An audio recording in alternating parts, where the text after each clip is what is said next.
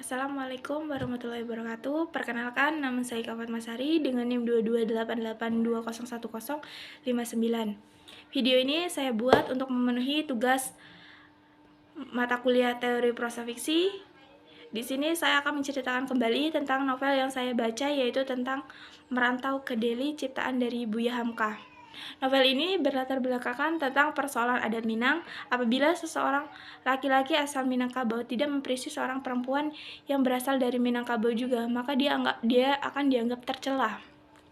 Pada suatu hari ada seorang pemuda bernama Leman. Dia pergi merantau ke Delhi untuk berdagang, dan di sana juga ada seorang perempuan asal Jawa, tapi dia itu tertipu oleh mantan suaminya hingga saat ini dia di Delhi dan dia dipungut oleh mandor besar di sana. Pada saat si Leman berdagang, dia bertemu dengan Delhi. Dia bertemu dengan si Poniam. Dan saat pertemuan itu menimbulkan perasaan saling suka satu sama lain. Dan mereka berniat untuk bertemu kembali, dan saat mereka bertemu kembali, si Leman itu mengutarakan niatnya untuk menikahi si Poniam. Namun si Poniam menolak keinginan dari si Leman itu, bahwa dia menganggap bahwa semua laki-laki itu sama seperti mantan suaminya dulu. Tapi si Leman itu terus meyakinkan si Poniam bahwa dia itu berbeda, tidak seperti mantan suaminya dia dulu. Dan dia bahkan bersumpah akan sehidup semati bersama si Poniam. Dan akhirnya setelah mendengar perkataan dan sumpah dari si Leman itu, akhirnya mereka memutuskan untuk menikah lari tanpa sepengetahuan mandor besar dan si Leman. Ternyata si Poniam itu pergi membawa sebagian dari harta bendanya. Tibalah mereka di Minangkabau. Di sana mereka bertemu dengan sanak keluarga dari si Leman. Mereka meminta restu untuk menikah. Namun sanak keluarga si Leman itu tidak merestui karena mereka menganggap bahwa perempuan yang berasal dari Delhi itu bukan perempuan baik-baik. Namun tanpa persetujuan dari keluarga si Leman, mereka tetap memutuskan untuk menikah. Dan setelah menikah, mereka merantau ke Medan, dan di sana mereka berdagang. Namun ternyata usaha dagangnya itu tidak berjalan dengan lancar, hingga modal yang dibawa pun habis, dan si Leman itu murung. Dan si istri pun bertanya kepada suaminya mengapa suaminya itu murung, dan ternyata modal yang dipakai untuk berdagang itu sudah habis. Setelah mendengar itu, si Poniam masuk ke dalam kamar dan dia membuka sebuah peti, dan peti itu berisi harta yang dia bawa dulu sebelum dia menikah dengan si Leman.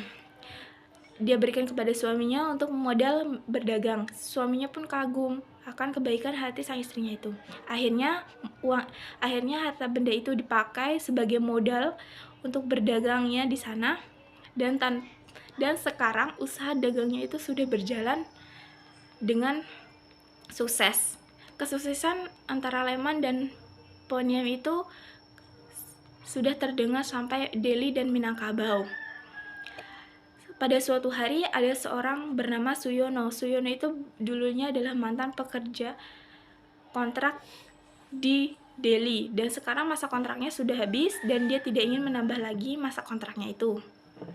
Setelah itu dia kebingungan dan dia akhirnya merantau ke Medan, dan dia bertemu dengan Leman dan Suyono, dan dia merasa bingung karena sampai saat ini dia belum mendapatkan pekerjaan.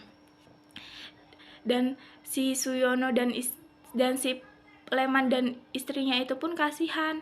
Akhirnya mereka memberikan pekerjaan, yaitu untuk membuka dan menutup warungnya itu ketika malam. Walaupun usaha dari Poniam dan Leman sudah sukses, namun ada satu yang masih belum tercapai, yaitu tentang memiliki seorang anak. Sudah hampir 5 tahun mereka menikah, namun sampai sekarang mereka belum dikaruniai oleh seorang anak.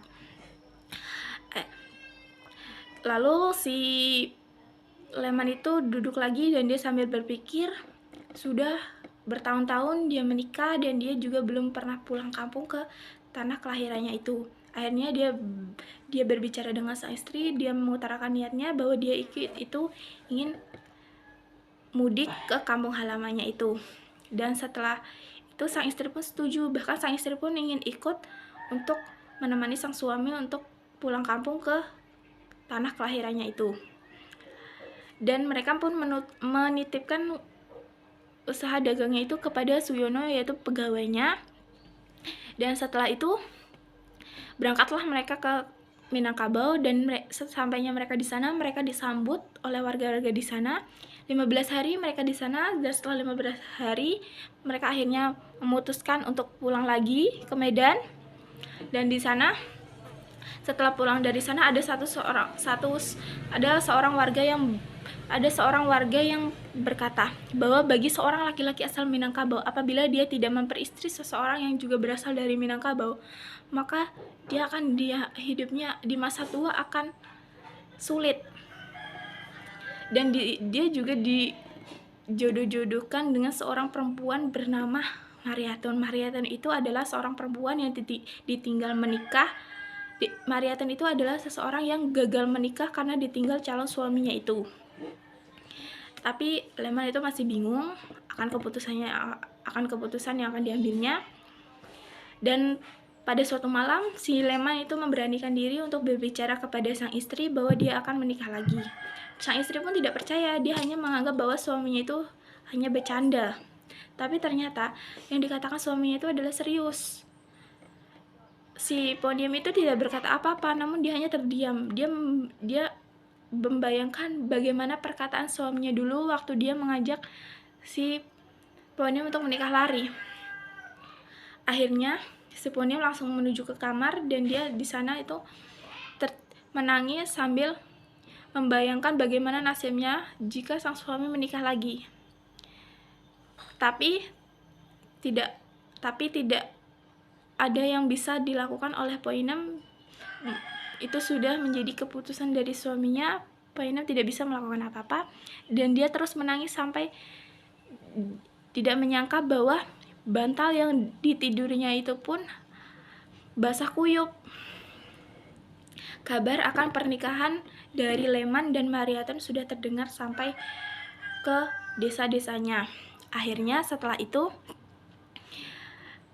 si Leman itu pergi, dan di sana dia tuh menyewa sebuah rumah untuk ditempati Mariatun ketika sudah sampai di sini. Dan tanpa disangka yang membersihkan rumah itu adalah Poniam. Begitu baiknya hati Poniam membersihkan rumah itu. Dan setelah itu, selang beberapa hari, akhirnya si Mariatun pun tiba di sana. Setelah 2 hari Mariatun di sana, akhirnya mereka pun melangsungkan sebuah pernikahan. Betapa senangnya hati Leman akhirnya bisa memperistri Mariatun. Setelah itu, ternyata Mariatun itu adalah seorang perempuan yang suka bermalas-malasan, tidak pernah melakukan pekerjaan rumah. Akhirnya si Poniam berinisiatif bahwa dia akan berpura-pura sakit agar semua pekerjaan rumah dikerjakan oleh Mariatun, mulai dari memasak dan lain sebagainya.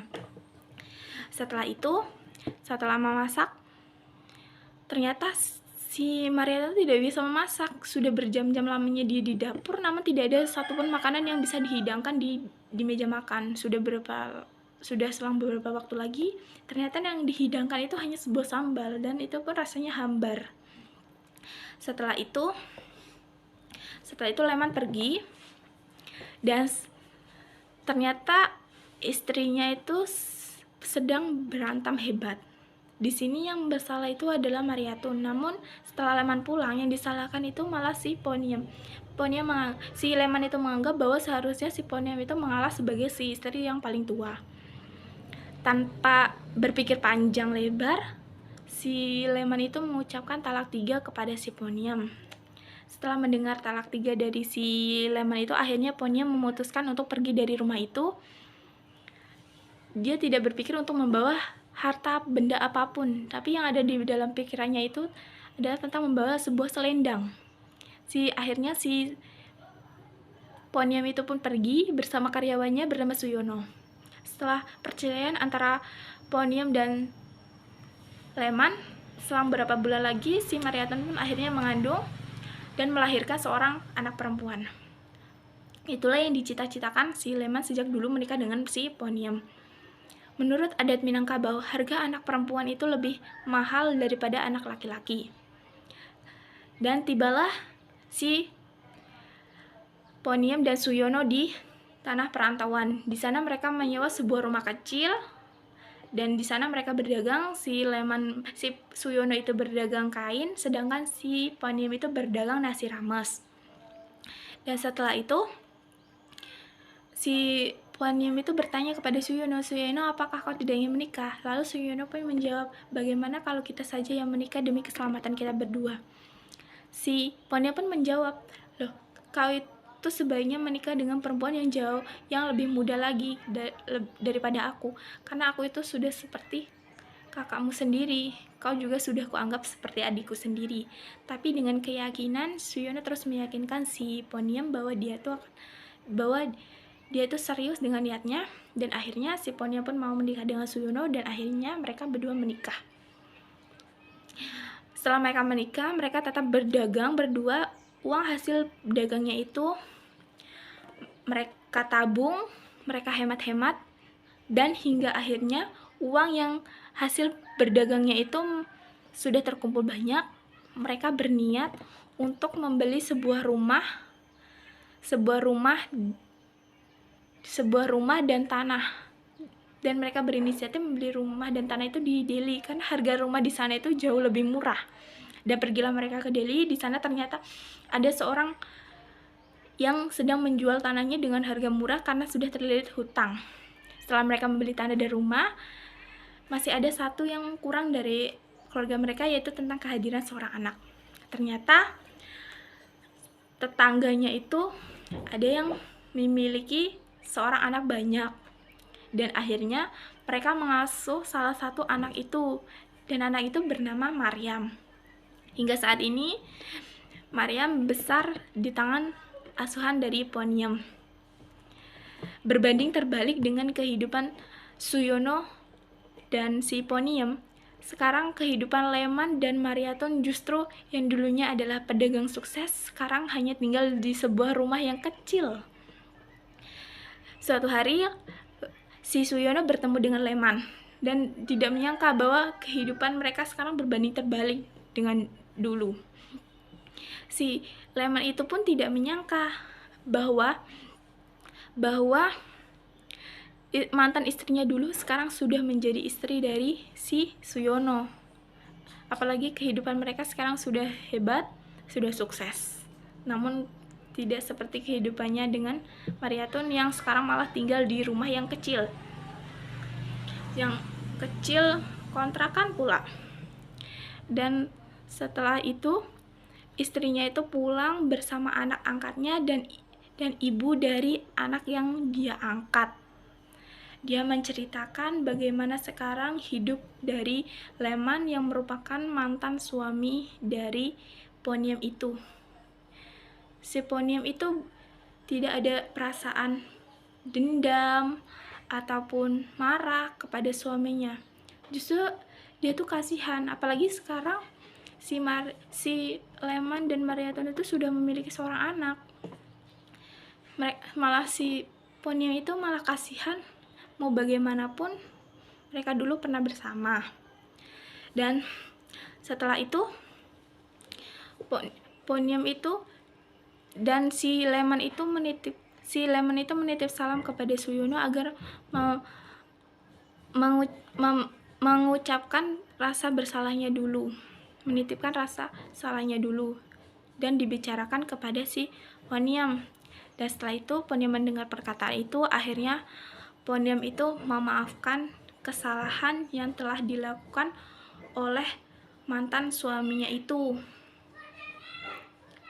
Dan mereka pun berharap semoga keluarga dari Poniem dan Maryaton itu bisa harmonis sampai dulu, dan semoga mereka bisa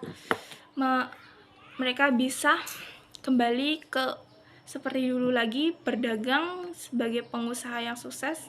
Dan sekarang kehidupan Suyono dan Poniem pun sudah bahagia dengan kehadiran seorang anak, walaupun itu hanya anak tetangganya yang mereka asuh. Dan sekarang mereka sudah memiliki tanah yang banyak dan sudah memiliki rumah. Kehidupan mereka sudah lengkap.